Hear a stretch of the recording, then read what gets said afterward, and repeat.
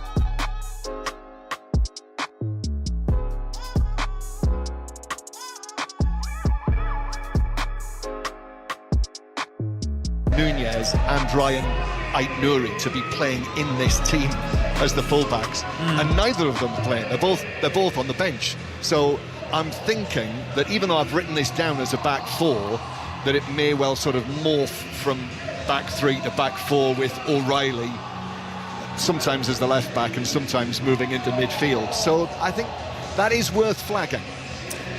As is the discussion, I think, around two of the players who you absolutely could have put your house on playing, Paul, which is Courtois and Donnarumma at either end. If you were looking to win the Champions League this season, right, if you were in charge of any massive team, which of those two goalkeepers would you most like to have in your side? Because they are the ultimate big game goalkeepers, aren't they? Both. I mean, that's an unanswerable Well, where's the other one question. playing? Left back? I'll put him on the bench, but you can't pick between the two of them. Can you not? I mean, it's an embarrassment of riches. I mean, you look at Courtois, he's 33 now. He's got over 100 caps for his national side, and he has been the figurehead of goalkeepers. And you look at Donnarumma, you look at the saves that Donnarumma made last season. When PSG won the Champions League, we talk about strikers scoring goals, winning games, the attacking players. Obviously, goals win football matches. But if goalkeepers stop the attempts on target, they also win football matches, and Donnarumma has done that so many times in such big occasions. You look at Donnarumma, he made his debut for AC Milan when he was 16. He made his debut for Italy when he was 17. The stats around both of these two goalkeepers, we're just going to sit back and enjoy watching two of the world's best tonight. Can I, Steve, as well, also throw into and add to that question by mentioning the other goalkeeper that we were watching last night, Oblak, where we spoke so much about Kinski and Vicario. I know, Paul, that you're a big admirer of the Atletico Madrid goalkeeper as well. I'm a huge admirer of Oblak, and I think in the vicinity where we are now, we've got three of the best goalkeepers in the world. Oblak as well, 33 years of age. I mean, his experience, I'm just very, very surprised how that no Premier League team has looked at him, picked him up with the quality that he has. But we had this conversation yesterday, and you said to me, he's not on too bad a thing there at Atletico Madrid, is he? Especially with under Simeone, with the defensive shape that they have. This is going to link into something I'm going to ask you about Chelsea in a second, but before we get on to that game and go off to the Parc des Princes for the first time, just on Real Madrid specifically, Paul, I heard you saying your voice note that you sent to the guys on Drive earlier that this is a depleted Real Madrid. There is no Kylian Mbappe. Donnarumma said in his press conference, well, I've played with him and he's a big miss, but effectively any player who comes in is a champion. It is still a pretty intimidating Real Madrid forward line. It's Real Madrid and it's the Bernabeu, and this place has a real affiliation with the Champions League. I mean, it's never going to be easy, but if Manchester City have got a good opportunity, it's tonight. They're playing against the Real Madrid side who are depleted with injuries. Militao, Alaba, Bellingham, Ceballos, Rodrigo, Mbappe. We spoke that they've got a number of quality players that are missing and unavailable to the manager. You just have to scroll down the list of substitutes. It's almost like the under-23s are sat on the bench tonight for Real Madrid. But as you say, that the Champions League, it just has a special association with Real Madrid. It's never going to be easy to come here tonight, but Manchester City, if they are to progress in this competition, we know that their running is very, very tough, but they've got a huge opportunity tonight to eliminate one of the biggest teams in the competition. We just had a visit in our box here from my friend from the radio station Cadena Ser, Antonio Meana, who knows this club inside out, and he was, Paul, very downbeat, wasn't he, about Real Madrid at the moment. He said, listen to the crowd. He said, listen to the crowd here, they're so flat. He said the president's in a bad moment at the time, the club's in a bad moment. They don't know what's going to happen next in terms of the manager. And he's saying they need, he said 4 big signings this summer. That's it. I asked him the question. John was having a deep conversation with him, and I said to him, okay, how many players do you need in the summer? What changes this? And he went 4 or 5 players. And I'm not talking about squad players. He went top level players. This club needs 4 or 5 top level players bringing in, and that give you an indication as to where they are at the moment. Paul, stay with us. We'll be back with you in just a second, because I want to ask you about Chelsea. They're at Paris Saint-Germain, and Chris Coles is watching this. They were too good for Liverpool, Villa and Arsenal on their way to Champions League glory last season with Paris Saint-Germain, but this tie against Chelsea feels in the balance, and if you trust the Opta predictor, They reckon this is the most evenly balanced of the last 16 ties. PSG don't appear to have the same aura, and Chelsea know how to beat them, as they proved so convincingly in New York last summer. Cucurella back in from the start for Chelsea. James plays in midfield, and Jorgensen preferred over Sanchez in goal. Two young sides, full of attacking talent. This could be a lot of fun. And I feel mean almost asking this, Paul, but does anything separate Chelsea from the elite more right now than the fact that at the minute Liam Rosenior can't seem to choose between Philip Jorgensen and Robert Sanchez? I think it's a similar position to what Liverpool had when they had Karius in goal. They had two very good goalkeepers, but not of the top level. You asked me the question about the two goalkeepers on show here tonight. They are of the elite level. Chelsea are not blessed with those riches. They've invested heavily in their squad. We know the amount of money that Chelsea have spent, but have they invested heavily in that area? They haven't, and that's an area that they do lack. They've got two decent goalkeepers. They've got two goalkeepers of who can play and who can hold their own in the Premier League. They do not have an elite level goalkeeper. So we'll be keeping you right up to date with PSG versus Chelsea. Our commentary comes from the Bernabeu. Real Madrid versus Manchester City. We'll be back there in just a moment. Less than 5 minutes to kick off. Let's take you around the rest of tonight's live football. Also in the Champions League last 16, the story of the whole European season. Norway's Bodo Glimt into the knockout round. They beat Inter Milan in the playoffs. Victories against Manchester City and Atletico Madrid in this season's competition. They've got Sporting Lisbon in Norway in their first leg. Maz Faruqi. Yeah, the Norwegian side, pretty much a favourite of everyone watching the Champions League this season, was Sporting the latest team to attempt to come to terms with their 3G pitch tonight. Bodo, though, looking to build not only on those famous wins that you mentioned over Manchester City, Atletico and Inter over two legs, but also in their victory in their only domestic game so far in 2026, that over Molde in the Norwegian Cup 6 days ago. Let's go into the Championship. Coventry start the night 5 points clear of second place Middlesbrough. Coventry play Preston at 8 o'clock. Julia Bold is at the CBS Arena. Frank Lampard's made 4 changes for Coventry. Liam Kitchen, Frank Onyeka, Brandon Thomas-Asante and Ellis Sims come in. Top scorer Hadji Wright drops to the bench for this one. Meanwhile, pressure building on Preston boss Paul Heckingbottom, his side without a win in 5 games. 5 changes for them, including the return of Daniel Iverson in goal after 2 months out injured. So that one's at 8 o'clock. All of the other Football League games are 7:45 starts, including second place Middlesbrough against Charlton. Rob Law. 12 minutes in, 0-0. Middlesbrough playing with real confidence and have had chances early on. Victory tonight would give them vital breathing space in second place. Malander and Conway both start for Middlesbrough. Charlton surprisingly made 5 changes from their win against Birmingham, including an entirely different back 3, which has been under pressure early on. 12 minutes in, 0-0. After Leicester won last night, West Brom are back in the bottom 3. They've got Southampton, whose win at Fulham made it 10 unbeaten in all competitions. Adam Cottier.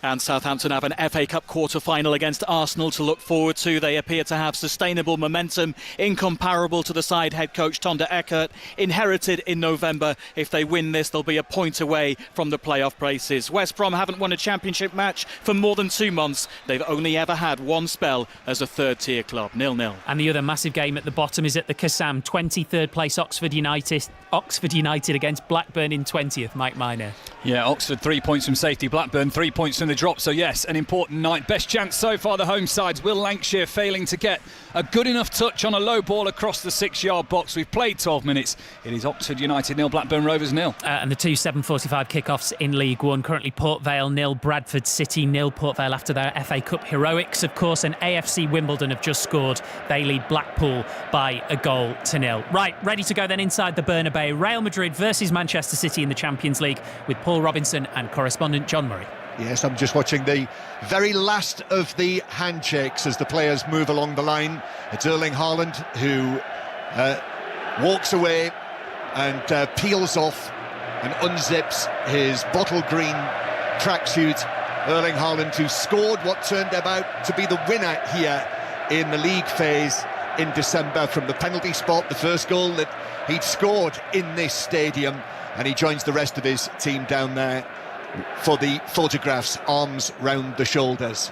We've already brought you commentary from Germany tonight. Now here we are again in the Spanish capital, and we will have 2 blockbuster ties kicking off shortly involving the two English clubs who are last into action in this round of 16. So we'll keep you right across Paris Saint-Germain against Chelsea, but the focus for commentary is here in this magnificent stadium, the Bernabeu, with its 4 tiers stretching up to the closed roof and that amazing wraparound screen that runs all around the perimeter of the roof inside the stadium. So we will have one of the most frequently played Champions League fixtures of recent times. This their 16th meeting in the last 14 years. But Paul Robinson, for this one, with the second leg at the Etihad in Manchester next week, it feels like Manchester City are, I would say, more than slight favourites. They've got real opportunity. I know you're going to run us through the teams in a minute, and we'll mention the players that are missing for Real Madrid, but at the moment Real Madrid are not in a good place. They're 4 points off Barcelona at the top of La Liga. They've got a lot of players missing, big name players, more noticeably Mbappe is out this evening, along with a lot of others. They're struggling along in the league. I mean, they've had a decent win 2-1 away against Celta Vigo last Friday, but it took a 95th minute winner from Valverde to get them those 3 points. I just feel that this is a huge opportunity for Manchester City to exploit their weaknesses. Yes, no Jude Bellingham, no Kylian Mbappe. Kylian Mbappe is sitting in his jeans in the stands. 38 goals this season, Champions League top scorer. He's not involved, so Real Madrid, Courtois in goal, Trent Alexander-Arnold plays, Howson, Rudiger and Mendy the back four, Tchouaméni, Valverde the captain, an 18-year-old Pittard, his first start in the Champions League, and then Brahim Diaz, the former Manchester City man, and Vinicius Junior either side of Arda Güler. And Manchester City, Donnarumma in goal, Husanov, Diaz, Gay and O'Reilly, who scored here his first Champions League goal in December, Nico O'Reilly, Rodri, Bernardo Silva, Antoine Semenyo, Savinho, Jeremy Doku and Erling Haaland. The referees from Italy, Maurizio Mariani, he blows his whistle, and it is Manchester City in the all-bottle green kit that get this first leg in the round of 16 underway. Of course, Real Madrid here, all in white, the famous all white of the record winners of this competition, 15 times champions. And Manchester City with the ball on the left-hand side with Jeremy Doku, who is challenged, and the ball bounces back to Rudiger, and Real Madrid, for the first time in the match, can have a feel of the ball. It's quite a busy night, so we'll keep you across all of the scores up and down the country, and it is a Champions League final score night as well tonight. So if you go to the BBC Sport website or app and click on Champions League final score, you can listen to the 5 Live commentary alongside the final score graphics, and the video printer is on there, but we'll keep you right across all of the latest goals. So it is Real Madrid with Valverde, who just about got there first ahead of the challenge that came in on him from Ruben Diaz. Real Madrid again with Trent Alexander-Arnold, first time we've seen him on the ball, and Valverde goes back centrally into the area just in front of the centre circle, where it's steered over towards the left-hand side. Now Dean Howson is back in possession. Raúl Asensio on the bench. Howson preferred this evening alongside Rudiger, the former Bournemouth man, and Real Madrid enjoying some possession inside the Manchester City half. It's a very interesting matchup this evening, because there's two teams here who enjoy dominating the possession. And when you look at what they do during the season, most of the games that they have, when these two play, they dominate possession in the game. So actually Manchester City there, they were quite happy to sit off when Real Madrid had possession and allow them to have that in front of them. First little foul there, Paul, from Rodri on Tchouaméni. Just a little foul, nothing more than that. Free kick, let him know he was there.